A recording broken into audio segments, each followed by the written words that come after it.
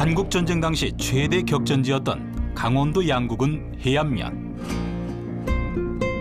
일명 펀치볼 마을이라 불리는 이곳은 주인 없는 땅인 무주지와 국가 소유의 국유지가 전국에서 가장 많은 곳이다. 그런데 요즘 이 마을 분위기가 심상치 않은데 정작권 회수 시 현실적인 대가시 보상하라. 마을 곳곳 여전히 지뢰 위험을 표시하는 편말이 남아있는 위험한 지역. 위험하지. 여기 있잖아요. 인질이라는 건데 많이 죽었어요, 사람. 이 개간에다 사람 많이 죽었다고요. 대충 잡아서 60명 정도가 지뢰 사고를 당했는데 그 하면서 거기서 죽은 사람이 27명이 죽었어요. 이게 다 죄다 돌이네요. 다 돌이. 수십 년간 황무지를 옥토로 일군 농민들. 그런데 위험을 무릅쓰고 이 황무지를 개간한 농민들이 쫓겨날 위기에 처해 있다. 우리가 이렇게 힘든 과정을 거쳐서 이게 만들어 놓은 땅 아니에요? 국가가 여기를 입주를 시키면서 10년만 개간해가지고 있으면은 권리 등기를 해주겠다고 약속을 했던 거예요. 그런데 그 약속을 어느 정부도 하나도 안 지켰어요. 정부에서는 일방적으로 그냥 아무 보상도 없이 국유화 시켜버린다 그러면은 여기 있는 사람들 너무 억울하고. 오랜 시간 일군 농토만은 잃고 싶지 않다는 농민들. 도대체 무슨 일이 벌어진 걸까? 이슈 현장 속으로 농토에서 쫓겨날 위기에 처한 펀치볼 마을 농민들을 만나본다. 여러분 안녕하십니까? 이슈 현장 속으로 나경철입니다. 농민들에게 가장 큰 자산, 바로 농사를 지을 땅이겠죠. 볼모지였던 땅을 개간하고 옥토로 일궜다면 그 의미는 더욱더 클 겁니다. 한국전쟁 당시 8번이나 점령군이 바뀔 정도로 격한 전투를 통해 수복한 땅이 있습니다. 바로 강원도 양구군 해안면인데요. 때문에 여전히 주인이 없는, 즉 무주지로 남아있는 땅이 많은 곳입니다. 그렇게 버려졌던 땅이나 다름없던 그곳을 지난 수십 년 동안 일군 사람들이 있습니다. 바로 농민들인데요. 그런데 어찌된 일일까요? 농민들은 황무지를 개간해 옥토를 만들어 놨더니 나라가 땅을 빼앗아가는 꼴이라며 억울함을 호소하고 나섰습니다. 강원도 양구군 해안면. 이곳엔 해발 500m 고지대에 형성된 마을이 있습니다. 이 마을은 아주 특별한 이름도 갖고 있는데요. 바로 펀치볼이라고 불립니다. 옛날에 유기동네 때 종군 기자가 와서 보니까 이 화채 그릇 같이 생겼다고 해가지고 펀치볼이라고 했다고 그래요. 고지전이 중심이 됐던 한국전쟁에서 비해 능선 전투, 도솔산 전투, 가칠봉 전투 등 처절한 전투가 바로 지금의 이 해안면 부근에서 이뤄졌던 겁니다. 한국전쟁의 최대 격전지였던 이곳은 현재에도 지뢰 위험지역 편말이 곳곳에서 보여지듯 아픈 역사의 상흔을 간직한 지역입니다.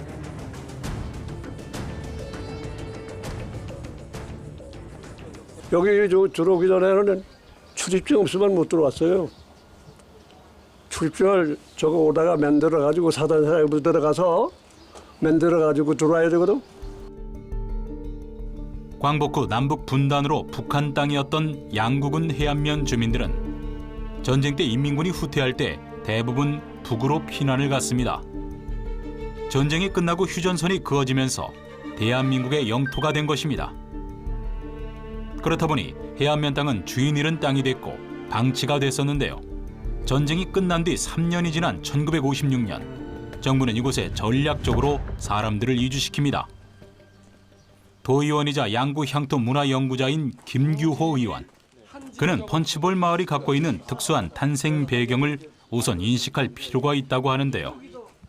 처음에 56년도에 여기 딱 들어왔을 때 다 천막에서 처음에는 천막 생활했어요. 해안에 수복대교에서 딱 출발이 된 게 160세대 456명으로 출발해서 그 뒤로 이제 또 점차적으로 이제 들어오고 또 이제 그 70년대에 또 저기 그 만대리 쪽에 이제 그때는 이제 식량 자급이 잘 안 될 때 그래가지고 식량 어떤 자급 차원에서 그래서 주민들을 이제 또 그때도 한꺼번에 이제 입주를 시켜서 이렇게 농사를 진 거지, 그러니까.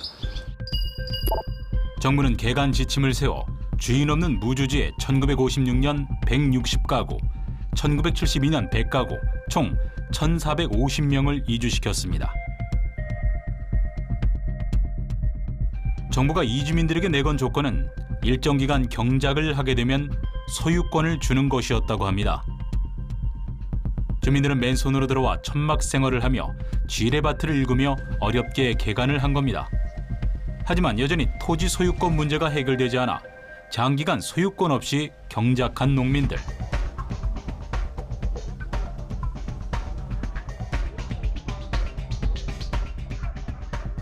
그런데 요즘 이 무주지에서 농사를 짓는 농민들의 고민이 더욱 깊어지고 있다고 합니다. 해안면에 들어온 지 30여 년째 수박과 감자 농사를 짓고 있는 한기택 씨.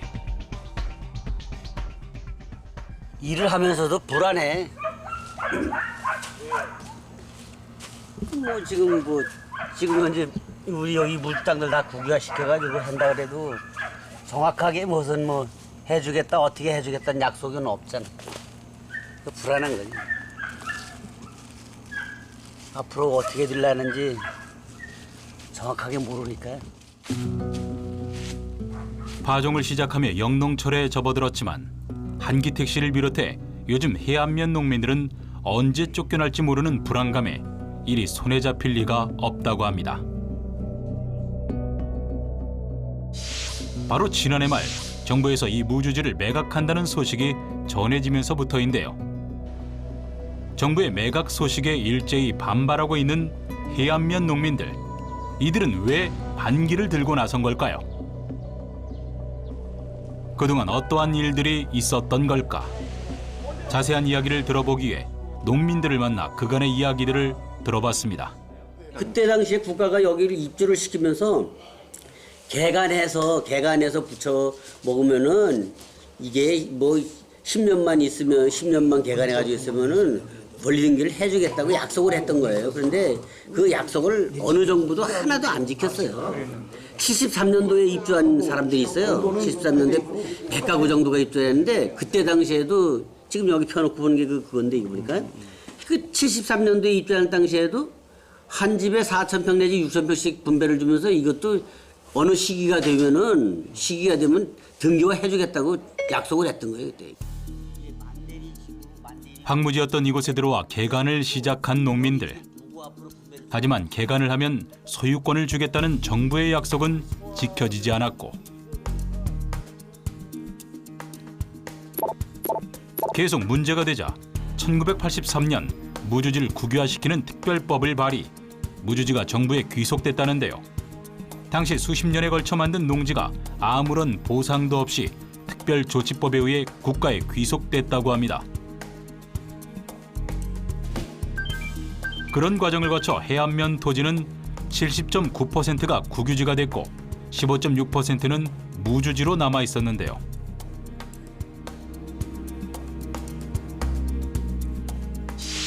이번에 이 남은 무주지에 대해 국유화하겠다는 정부의 계획이 나온 겁니다. 그런데 이번에는 지난 특별법으로 국유화시켰던 것과는 달리 정부에선 주민들에게 매각과 관련된 사항들을 의논했습니다.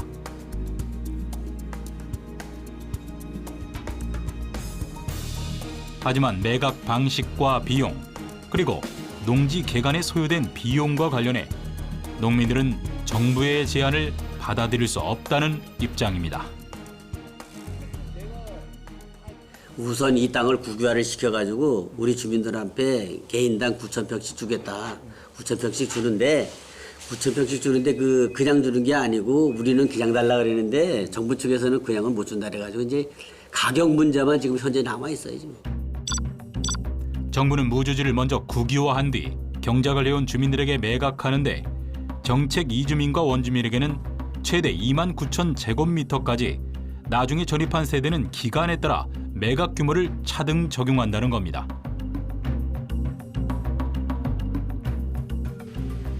가장 큰 갈등을 보이는 것은 매각 방식.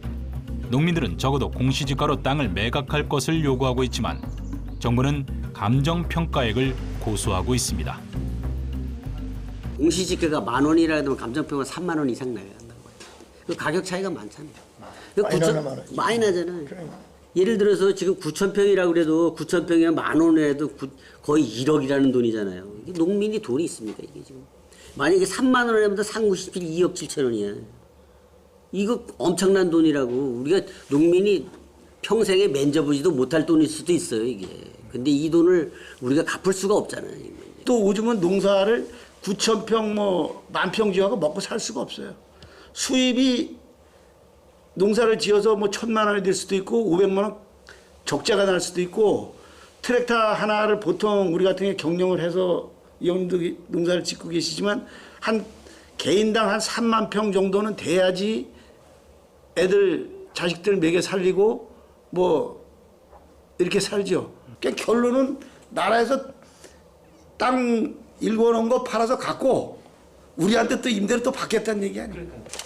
수십 년간 자기 땅처럼 일궈온 땅이기에 더욱 억울하다는데요. 이게 다 죄다 돌이네요. 다 돈이. 한 해 농사를 시작하기 전 꼭 빠질 수 없는 일, 바로 밭에 돌을 골라내는 일이라고 합니다. 기계가 못해요 이거는. 사람이 심는 거. 이게 다 이 짠 돌은 예. 큰 돌도 그렇고 이게 짠 돌은 다 사람이 인력으로 다 주워낸 거예요. 아, 인력으로. 네. 하루 주워야 100평도 못 줍고 한 서너 명이서.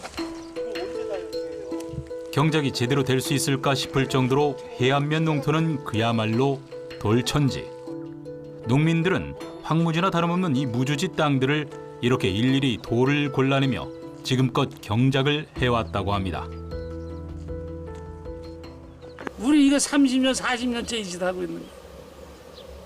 지금이니까 뭐 장비가 있지. 옛날에는 저 삼태기 조그만 거에다 해서 비료포대에다 담아갖고 갖다 쏟고 그랬어요.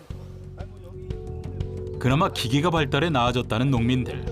그동안 얼마나 힘들게 경작을 해왔는지 짐작할 수 있는데요.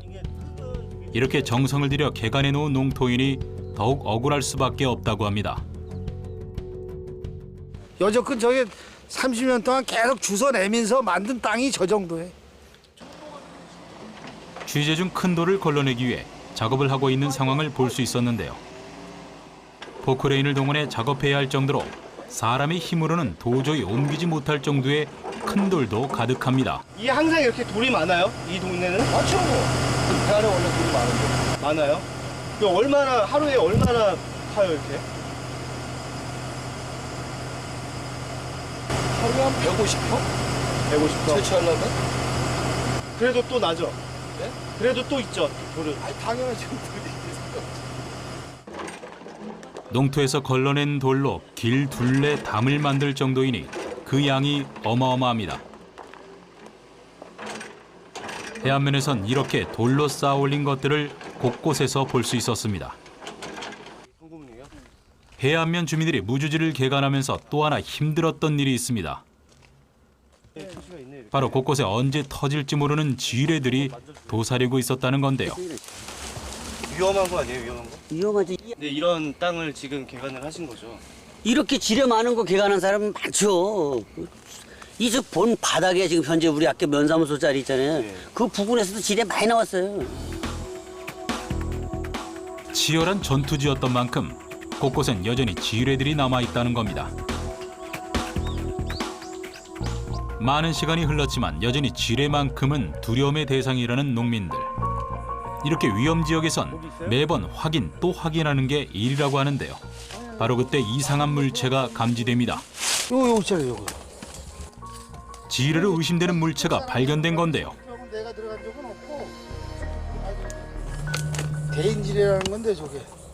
저런 게 이제 계속 이렇게 나와요? 이 안쪽에는 있죠. 아, 있어요? 이 안쪽에는 있는데 근데 이게 어차피 위험물이라서 이게 골 아프네. 그 러시아 사람이 여기 그 일하러 온 사람들이 있어서 걔네들이 밟아가지고 터졌잖아요. 다리 나갔잖아. 무주지를 개간하면서 이런 예상치 못한 지뢰로 인해 60여 명이 다쳤고 27명이 사망했다는 겁니다. 그렇게 농민들의 제대로 된 보상 요구는 더 간절한 일일지도 모릅니다.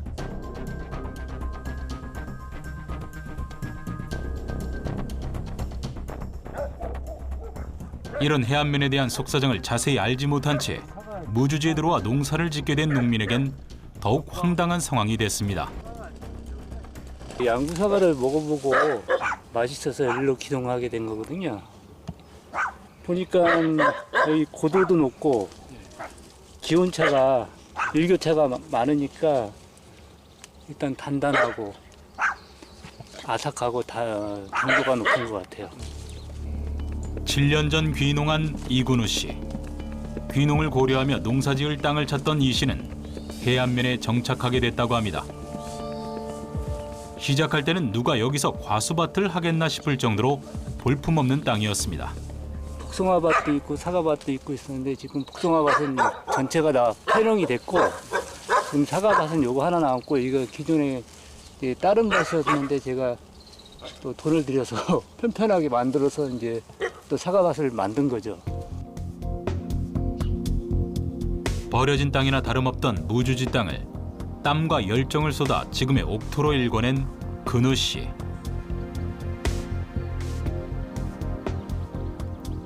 가족들과 함께 귀농하며 새로운 삶을 꿈꿨지만 이제 언제 쫓겨날지 모르는 신세가 되고 말았습니다. 저희들은 이제 전 재산을 투자해 갖고 온 거예요. 좋아질 줄 알았더니 오히려 그 땅을 다 그냥 공짜로 회수해 갖고 국유화 시킨다 그러니까 저희들은 완전히 망한 거나 마찬가지죠. 여기만 해도 제가 이 돈 들인 게 몇천만 원 되거든요. 이 밭만. 특히 이 씨의 경우 원주민도 아닌 상황. 정부 안대로라면 차등 적용돼 소유권을 인정받을 수 있는 농토는 현저히 적어질 수밖에 없습니다. 저희가 이제 뭐 하소연할 데가 어디 있어요? 개발위원들이나 뭐 이런 사람들 여기 직접 회의 참석하고 하는 사람들한테 저희들도 차등 적용하지 말라. 어차피 뭐 저희 같은 경우는 그 투기하러 온 것도 아니고 여기 직접 벌써 5년째 계속 와서 농사만 짓고 사는 거 뻔히 아면서 왜 저는 완전히 망하는 거죠. 기농 와가지고 완전히 쪽박차로. 가족까지 다 데리고 왔는데 네. 뭐라고 말씀하실 거예요? 할 말이 없죠. 뭐라고 얘기하겠어요. 지난 7년간 땀과 열정을 쏟아부은 시간이 그저 허망하게 느껴진다는 이 씨. 해안면의 지역적인 특성은 무시된 채 일률적인 잣대로 무주지를 국유화하는 과정에서 농민들의 한숨은 깊어만 가고 있습니다. 사실 해안면 주민들은 지난 60여 년 동안 행정력이 미치지 못했던 무주지 문제 해결을 누구보다 바래왔습니다. 정부는 개간 노력을 보상하는 차원에서 주민들에게 소유권을 인정해 주기로 했지만 농민들은 매각 방식에 있어서 입장 차이를 보이며 제대로 된 보상 조치가 아니라며 반발하고 있습니다. 그런데 펀치볼 마을에서 문제가 되고 있는 건 이 무주지 문제뿐만이 아닙니다. 지난 83년 특별법을 통해서 이미 무주지에서 정부 소유가 된 국유지가 있는데요. 당시 국유지가 되면서 농민들은 그에 따른 임대료를 내며 농사를 지어왔습니다. 그런데 최근 이 국유지에 대한 대부 기준이 바뀌면서 국유지에서 농사를 짓고 있는 농민들 또한 시름이 깊어지고 있습니다. 해안면은 70% 정도가 국가 소유의 땅, 즉 국유지입니다.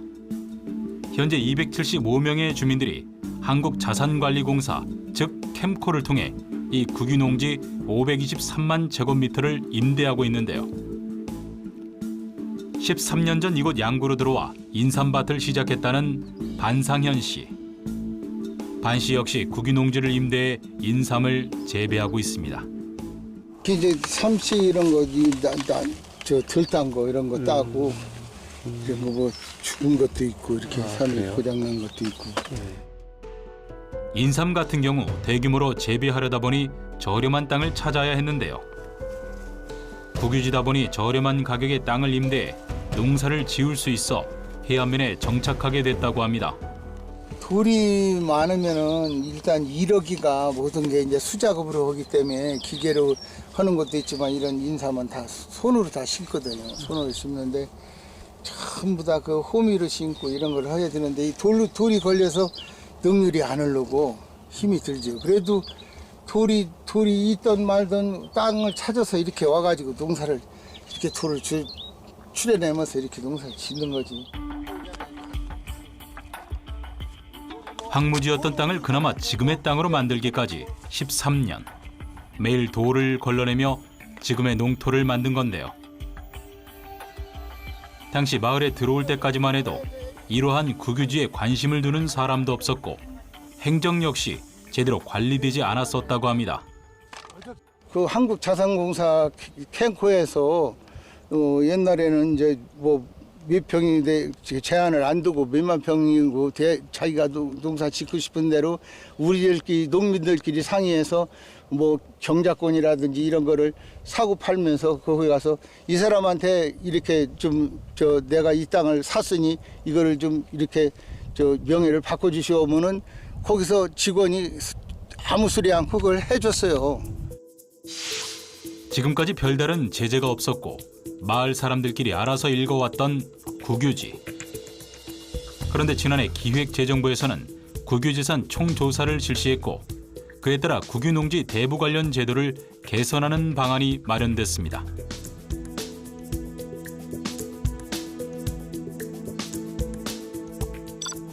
(1만 제곱미터) 초과 대규모 농지의 대부 계약은 경쟁 입찰을 의무화하는 한편 1인당 대부 면적을 최대 6만 제곱미터로 제한하고 대부 계약 기간도 경쟁 입찰의 경우 최대 10년, 수의 계약의 경우 최대 20년을 초과할 수 없도록 제한한 겁니다.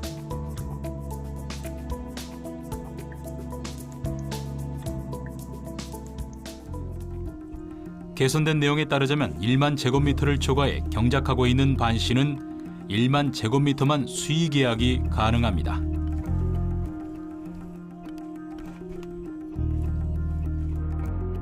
나머지 땅에 대해선 경쟁 입찰을 해야 한다는 소리인데 된다는 보장이 없으니 10여 년 넘게 힘들게 일군 땅을 남에게 그냥 내줘야 할 판이 된 겁니다.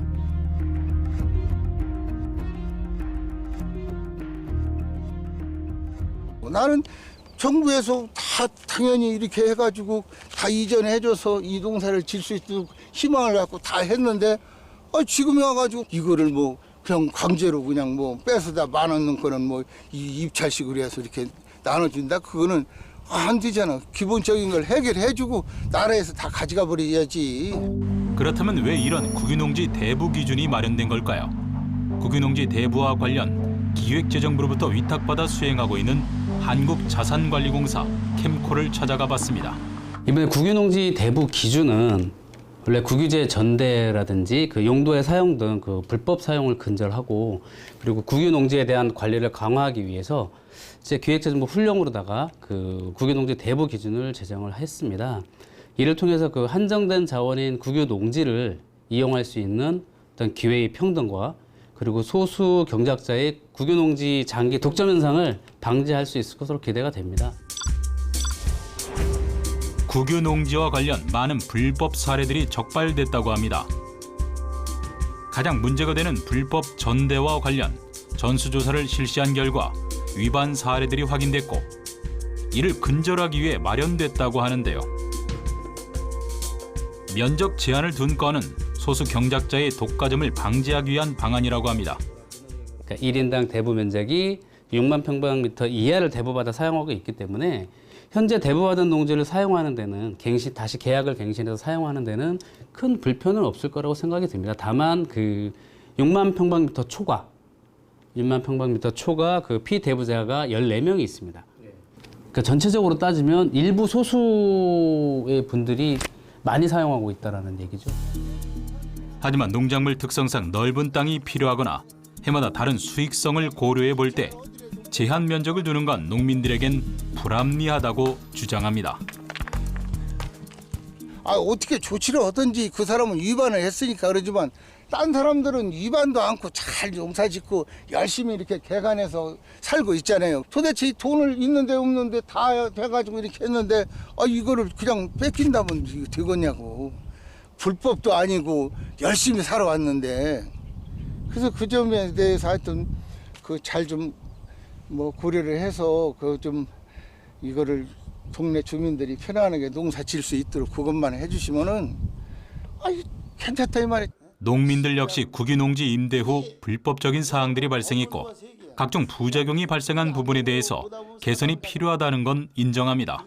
하지만 소수 몇 사람의 불법 때문에 다수의 농민들이 피해를 보는 상황이 돼버렸다며 분명 억울한 부분도 있다는 주장인데요.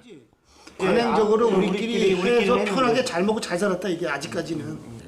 그러니까 지금 해안 경기도 수도비예요. 지금은 땅 내가 빌려줄 거는 야 미쳤냐? 이 사건에 누가 어떤 데 빌려주냐? 지금 안 준다 이게야. 그리고 노인네들 80, 90 드신 분들은 돌아가실 판인데 평생을 거기다 몸 바쳐서 사셨는데 캠코는 임대도 못 주게 하지. 이 땅도 지금 뭐 팔고 사지를 못하니까 노인네들 굶어 죽을 수도 있어요. 특히 이번 개정안과 관련 농민들은 이 개정안이 시행되는지조차 모르고 있었다고 합니다. 이게 원래 개정은 1월 30일 날 해가지고 공고하는 기간에 이제 4월 달까지 공고를 했는데 뭐 몰랐지 뭐 다 농민들도 하나도 몰랐지. 인터넷에 뭐 공개했다는데 우리가 뭐 농민이 인터넷 들어가 본 50대, 사람이 60대가 전문적으로 뭐 나라에서 뭐 공고를 했다든가 그거 찾아볼 농민이 몇 명이나 돼요. 평소 해안면의 무주지 그리고 국유지 문제에 계속 관심을 갖고 지켜본 김규호 의원 역시 이번 국유농지 대부기준 개정안 시행과 관련 과정에서 분명 문제가 있었다는 지적인데요.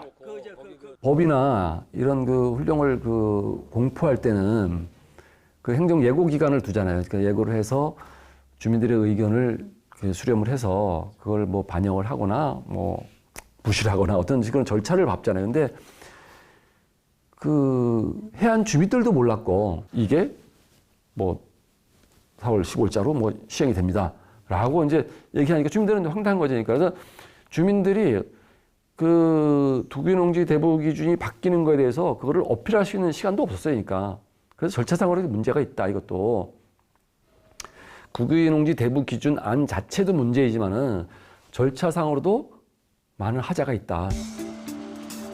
국유농지 대부 기준 개선에 대한 반발은 물론 무주지 매각에 있어서도 큰 갈등을 보이고 있는 펀치볼 마을 농민들의 상황.